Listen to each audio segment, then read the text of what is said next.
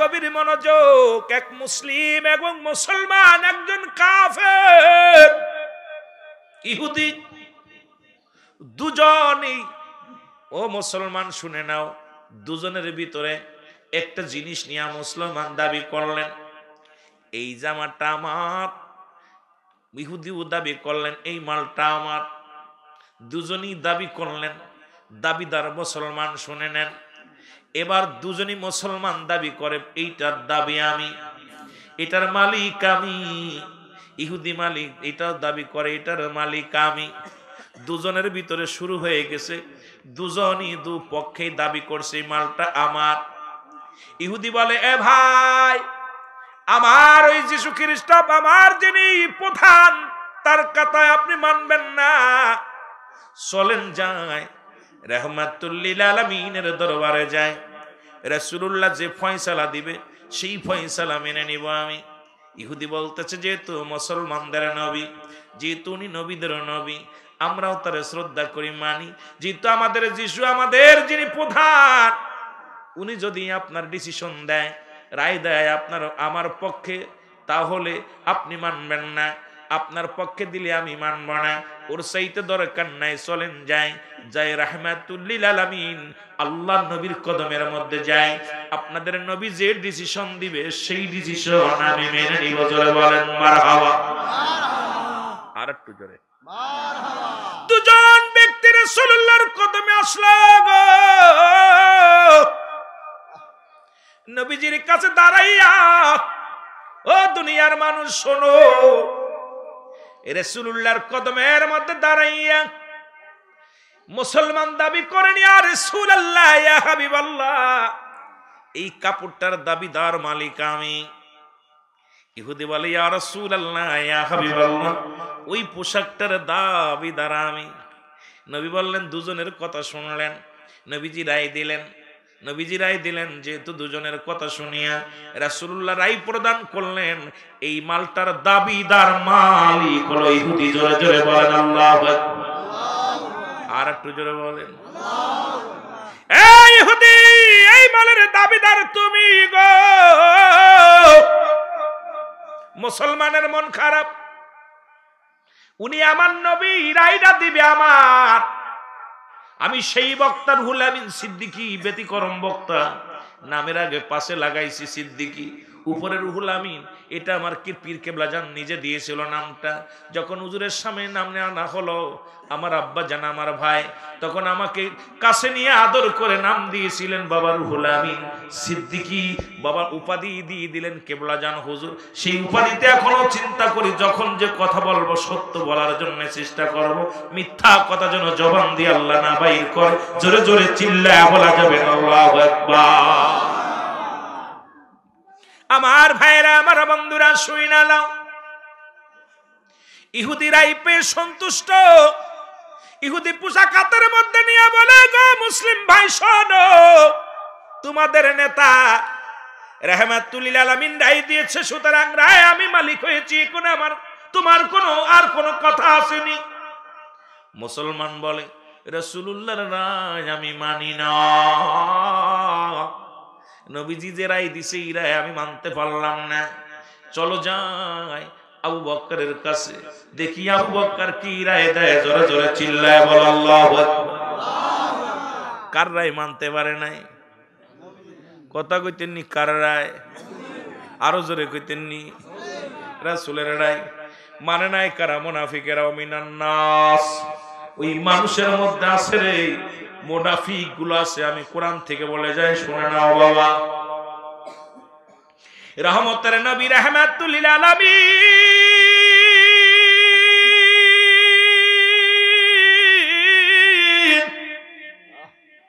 রায় দিলেন ইহুদি মেনে নিলেন, কিন্তু মুসলিম মানলেন না, মুসলমান মানলেন না। ইহুদি বলে, ভাই রে, আমাদের যিনি প্রধান সে তো রায় দেয় নাই, আমাদের যিশুবা রায় দেয় নাই, পাদ্রী রায় দেয় নাই। ইহুদি বলতেছে, আমাদের নেতা এত রায় দেয় নাই, রায় দিছে তোমাদের নবী রাহমাতুল লিল আলামিন, তুমি কেন মানবে না? আবু বকরের চাইতে কি আমার নবী বড় নয়? আরে নবীর রায় তুমি মানতে পারো না, তুমি কেমন মুসলমান? মুসলমান কয় আমি মানতে পারি না, চলো যা আবু বকরের কাছে। আবু বকরের কদমে চলে গেলেন। অনেক লম্বা আলোচনা, 2-3 ঘন্টার আলোচনা অল্প সময়ের মধ্যে বলে দিব। ডাকতে বলে চলো যাই আবু বকরের কাছে। আবু বকরের কদমে যা সালাম বিনিময় করলেন, আসসালামু আলাইকুম ভাই আবু বকর।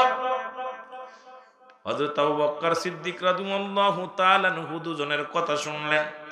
কথা শুই না ও মুসলমান শুনে নাও। মুসলমানের কথা শুনলেন, ইহুদির রায় কথা শুনলেন। শুনিয়া বলতেছে, চিন্তা করে আমি কি রায় দিব। ডাকতে বলে আমার আগে কোথাও গেছিলে কি না? বলে গেছিলাম। কোথায়? আমি যে রায় দিব আমার আগে কেউ ডিসিশন দিছে, রায় দিছে নি? কয় দিছে। কে রায় দিছে? রাহমাতুল লিল আলামিন। আর মুসলমান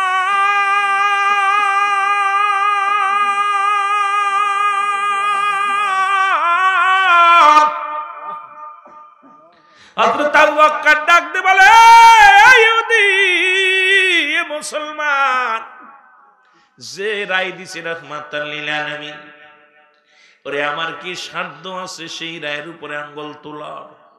আমার নবীজি রায় দিছে আমি, সুতরাং নবীর চাইতে আমি বুঝনেওয়ালা নয়। শরীয়তে নবীর চাইতে 6 মাসের বড় আমি। কয় মাসের? রাসূল পাক সাল্লাল্লাহু আলাইহি ওয়াসাল্লামের চাইতে 6 বছর বড় নবী আবু বকর সিদ্দিক রাদিয়াল্লাহু তাআলা আনহু। তবে আমার নবীর রায়ের উপরে আমার আঙ্গুল তোলার ক্ষমতা নাই। আমার নবী যেহেতু রায় দিছে রে, ইহুদি পাবে পোশাকটার কেউ পাবে না। এইটা ও মুসলমান, এইটা যে ইহুদি দাবি করেছে আমিও আমার রাসূলুল্লাহর রায় মেনে নিলাম। এই মালের দাবি দার ইহুদি জোরে বলা যাবে না। আল্লাহু আকবার। এরা মুসলমানদের মন খারাপ গো। মুসলমান ক্ষিপ্ত হয়ে গেলেন। রাহমাতুল লিল আলামিন উনিও নবী, উনিও মুসলমান, আমিও মুসলমান। রায়টা দিবে আমার পক্ষে, কিন্তু রায় দিল বিপক্ষে। আজকে আমার দেশে অনেক জাতি ভাইয়েরা ছেলে মুসলমান অন্যায় করার পর চিন্তা করে গ্রামের ছেলে রায় দেওয়া যাবে না, ওর পক্ষে যেতে হবে। ছেলে আমার ছেলের বিপক্ষে যাওয়া যাবে না। আরে মুসলমান, কিয়ামতের ময়দানে কি জবাব দিবি? সত্যের জবাব যদি দিতে পারবি না, আল্লাহর আদালতে জবাব দিতে পারবি না। যেটা সত্য সেটাই বলবে, সে বাপ হোক, মা হোক, ভাই হোক।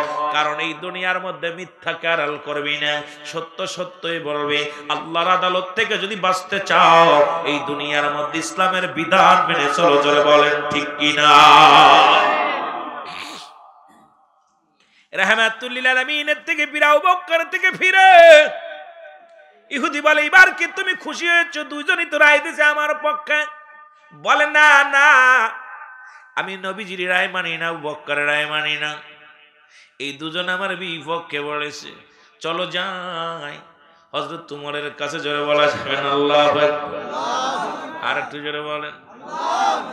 ইহুদি বলে, ভাই আপনি কেমন মুসলমান?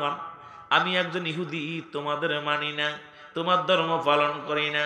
তবু উমরের, আমি আবু বকর রায় মেনে নিছি, রাসূলুল্লাহর রায় মেনে নিছি, আবার কেন উমরের কাছে যাওয়া লাগবে? ইহুদি বলে, না না না, আমি যাব না, আমি যাব না, হযরত উমরের কাছে যাব না। মুসলমান ব্যক্তি বলতেছেন, ওই মুনাফিক মুসলমান বলতেছে উমরের কাছে যেতে হবে, উমর যে ফয়সালা দিবে। এবার 3 নাম্বার বিচার।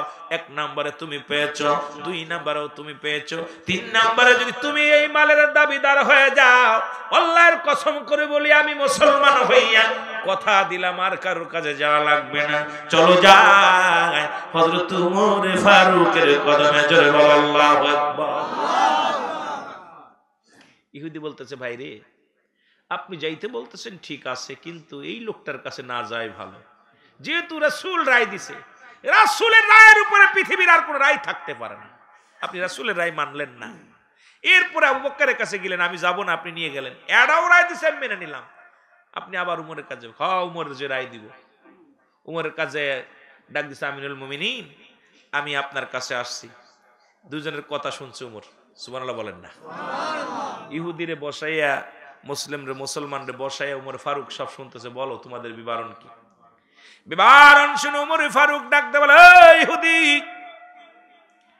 এই রায়ের আগে আমার কাছে আমি রায় দিব। এ মুসলমান, আমি রায় দিব, তোমরা মেনে নিবা কিনা? কয় মেনে নিব। ইহুদি বলে আমি আপনি যেটা রায় দিবেন আমি এটা মেনে নেব। মুসলমান মুনাফিক মুসলমানও বলছে আমি যেটা রায় দিবেন এটা মেনে নেব। হযরত ওমর ফারুক বলে আমি রায় দেওয়ার আগে জানতে চাই আমার আগে কোন বিচারকের কাছে গেছিলানি? আল্লাহু আকবার বলো না। আমি যে রায় দিব, রায় দেওয়ার আগে তোমরা দুজনই কোন বিচারকের কাছে গেছনি? মুসলমান ডাক দে বলে উমর তোমারে বড্ড ভালোবাসি, তুমি খত্তাবের বেটা, তুমি ন্যায় পরায়ণ, এই জন্য তোমারে মানি। তোমার আগে গিয়েছিলাম হযরত আবু বকরের কাছে। ওমরের চোখ দুটি কেন যেন লাল হয়ে গেছে। ওমরের রায় যিনি মানতে পারে নাই সে আমার কাছে আইছে। ডাক দে বলে উমর রে, উমর ডাক দে বলে মুসলমান বলো। বলে হুজুর আপনার বিচারের আগে রায় দেওয়ার আগে গিয়েছিলাম হযরত আবু বকর সিদ্দিকের কাছে। আবু বকর সিদ্দিক রায় দিছে মুসলমান ইহুদির পক্ষে। আমি হলাম মুসলমান, 5 ওয়াক্ত নামাজ আদায় করি, দাড়িও আছে, টুপি আছে, পাঞ্জাবি গায়ে আছে। আমি হলাম পাক্কা মুসলমান, আমার পক্ষে রায় দেয় নাই আবু বকর সিদ্দিক রাদিয়াল্লাহু তাআলা। আমি বড় ক্ষিপ্ত কষ্ট পেয়েছি। বলে তার আগে কার কাছে গিয়েছিলে? বলে ওমর আবু বকরের কাছে যাওয়ার আগে আমি গিয়েছিলাম রহমতের নবী রাহমাতুল লিল আলামিনের কাছে। জোরে জোরে চিল্লায়া বলা যাবে না আল্লাহু আকবার। কার কাছে গিয়েছিল? রাহমাতুল লিল আলামিন। উনার ফয়সালা কি? উনিও ফয়সালা ইহুদির পক্ষে দিছে। হযরত ওমর ফারুক ডাক দে বলে ইহুদি দাঁড়াও দাঁড়াও, ও মুসলমান দাঁড়াও, আমি রায় দিব, দাঁড়াও একটু দেরি করো, আমি ভিতর থেকে ঘুরে আসি। হযরত ওমর ফারুক ভিতরে চলে গেলেন। যাইয়া একটা বিশাল একটা তরবারি, খোলা তরবারি নিয়ে হাতের মধ্যে চলে আসলেন। ইহুদি মুসলমান দুজনই এক জায়গায় দাঁড়ায় আছিলেন। হযরত ওমর ফারুক ডাক দে বলে মুসলমান শোনো, যে ব্যক্তি আমার নবীর রায় মানতে পারে না, যে ব্যক্তি আমার হযরত আবু বকর রায় মানতে পারে না, আমি আজকে ফয়সালা দিব তার আমার রায় মেনে নিতে হবে। দাঁড়াও, এক কবে গর্দানটা মুসলমানের এক কবে গর্দান কেটে দিয়েছে। জোরে জোরে চিল্লায় বলা যাবে আল্লাহু আকবার। মুসলমানকে শিরচ্ছেদ করে এক কবে মাইরে ফেলানোর পর মক্কা মদিনায় রব উঠে গেল, ওমর মুসলমান হত্যা করেছে। কি করেছে? কথা বলেন না কেন? হযরত ওমর ফারুক দাড়িওয়ালা টুপিওয়ালারে হত্যা করেছে। মুসলমানদের ভিতরে একটা হইচই বেঁধে গেল। মুসলমানরা কেমন যেন একটা উঠা সাহাই উঠা শুরু করলো যে খত্তাবের বেটা উমর, যে ব্যক্তি ছিল একদম মস্তান, সেই লোকটা মুসলমান হত্যা করলো, দাড়িওয়ালা টুপিওয়ালার হত্যা করলো।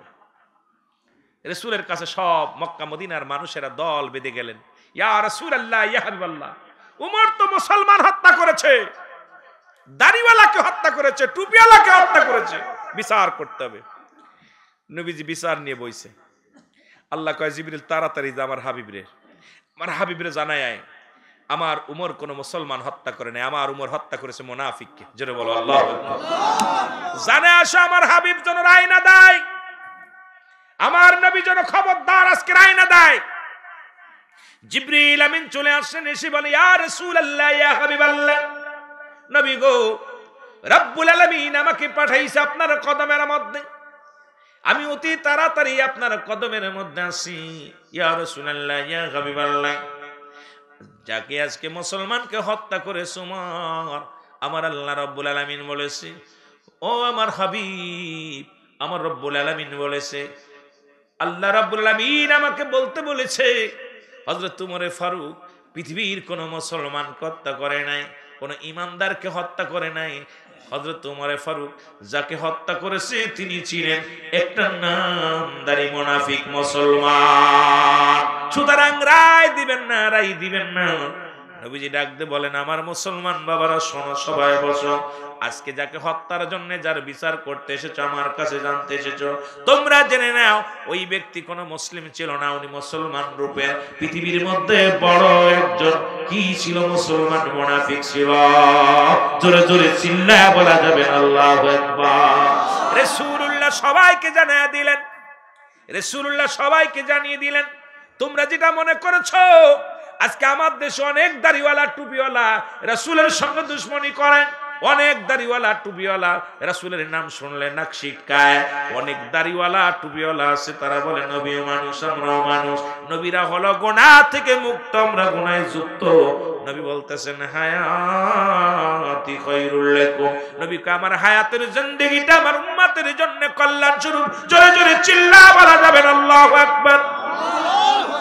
পৃথিবীর মধ্যে আমি নবী, এ মুসলমান যারা কয় নবী খানা খাইছে, নবী ঘুমাইছে, নবী সংসার করছে, নবীর ছেলে মেয়ে ছিল, নবীর জিন্দেগি ছিল, এই বুকার দলেরা শুনে নাও, নবী বলতেছেন হায়াতি খায়রুল লাকুম, আমার হায়াতের জিন্দেগিটা আমার উম্মতের জন্য কল্যাণ স্বরূপ। কারণ কেমনে সংসার করবে, শরিয়াত তরিকত হাকিকত মারিফাত সব জায়গায় আমি নবীজি কেমনে জীবন যাপন করবে, আমি আমার উম্মতের সঙ্গে কথাবার্তা বলতে পেরেছি। এই জন্য আমার উম্মতের জীবন ধন্য, আমার উম্মতের জিন্দেগি ধন্য হয়েছে, কারণ আমি নবীকে আল্লাহ রাব্বুল আলামিন আমার উম্মতের মাঝে প্রেরণ করেছে। জোরে জোরে বলো আল্লাহু আকবার।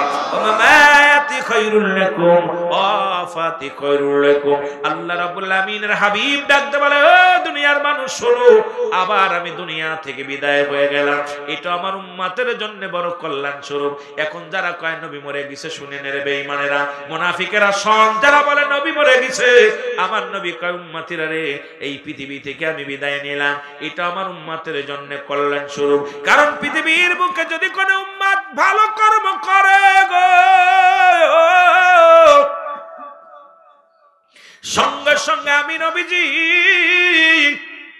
তাদের জন্য প্রশংসা করি আল্লাহর দরবারে। আবার যদি কোন উম্মত গুনাহের কাজ করে, সঙ্গে সঙ্গে আমি নবীজি আল্লাহর দরবারে ইস্তেগফার করি, ক্ষমা চাই আমার আল্লাহর কাছে, আল্লাহ যেন আমার অমুক উম্মতের মাফ করে দেয়। পৃথিবীর মধ্যে আমি মাঝে মাঝেই ওয়াজটা করি, অন্যায় করে ছেলে মাফ চায় বাবা, অন্যায় করে গ্রামের ছেলে মাফ চায় চেয়ারম্যান মেম্বার যাইয়া, অন্যায় করে উম্মত ক্ষমা চায় আমার নবী। এই নবীর পক্ষে থাকার দরকার আছে কিনা? আরো জোরে জোরে চিল্লায় বল আল্লাহু আকবার। আমার মনে বড় আশা ছিল যাব মদিনায়, আমার মনে বড়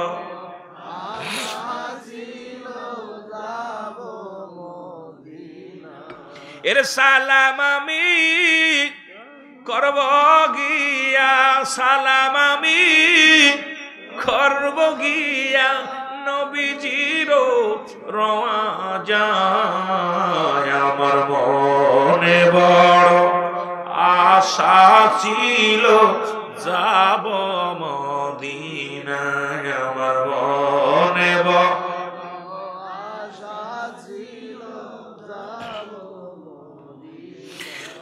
আরব সাগর পাড়ি দিব, নাই তোমাদের তরি,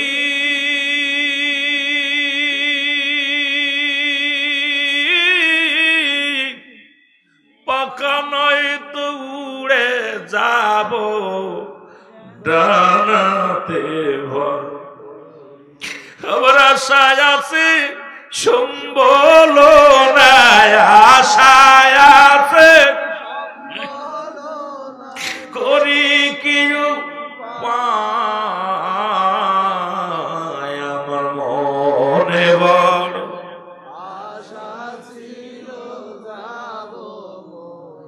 একটু মহব্বতে বলেন আমার মনে বড়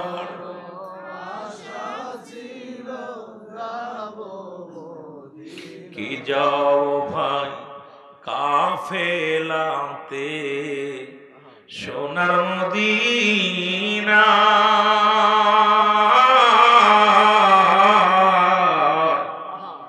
এই গোলামের সালাম খানি পৌঁছায় রওজায়। কি যাও ভাই কাফেলাতে রাজবাড়ির জিলার আসে সোনার মদিনা, এ গোলামের সালাম খানি দিও গো। এর গরিব আমি বাংলায় বাড়ি, গরিব আমি যাইতে পারলাম না, আমার মনে বড় একটু জোরে জোরে চিল্লায় বলেন, মনে বড় আশা ছিল।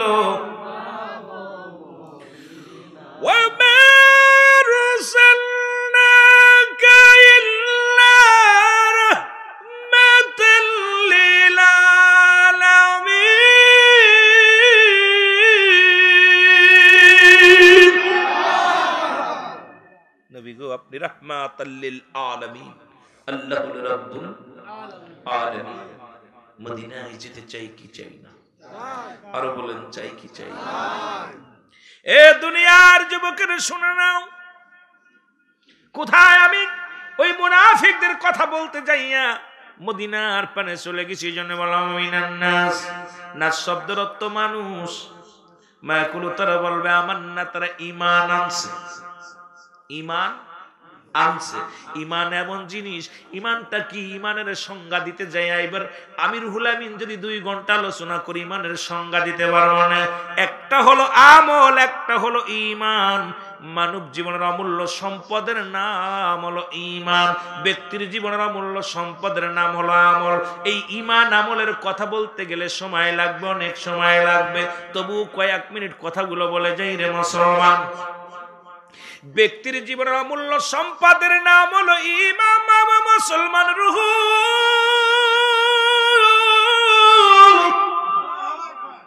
এই যে বললাম মুসলমান আতেম কোসাই সাহেবের রুটা বাইর হয়ে গেছে, দেহ খানার আর কোনো দাম নাই, বিদায় করে দিছে। এইরকম আপনাদের এলাকায় কত মানুষ ছিল যারা চলে গেছে, ওই ডাবলু মোল্লা চলে গেছে। মুসলমান শোনো, জাকের মঞ্জিলের একনিষ্ঠ একজন কর্মী ছিল ডাবলু মোল্লা, জোরে কোন ঠিক কি? উনিও বিদায় নিছে। এরকম মুসলমান অনেক জাকের ভাইরা দুনিয়া থেকে বিদায় হয়ে গেছে। এই যে মেম্বার সাহেব ছিল মুসলমান, এই যে এখানে মেম্বার মুসলমান, এই জমিনের মধ্যে মেম্বার সাহেব বিদায় নিয়ে গেছে। ও মুসলমান দিলের কান্ডা লাগা শুনে নাও রে মুসলমান। আরে ব্যক্তির জীবনের অমূল্য সম্পদের নাম রুহু, মানব জীবনের অমূল্য সম্পদের নাম হলো ঈমান। একটা হলো ঈমান, একটা হলো রুহু। এর রুহু বিহীন যেমন বডির দাম নাই, হাত পা সব ঠিক আছে, রুহুটা নাই, এই বডির কোনো দাম নাই। কিন্তু সব ঠিক আছে মুসলমান শুনে নাও, রুহুটা নাই, এই বডির যেমনে দাম নাই, হাত নাই পা নাই, রুহুটা আছে, বডিটার দাম আছে। জোরে বলেন ঠিক কিনা? কত মানুষ এক চোখ নাই, 2 চোখ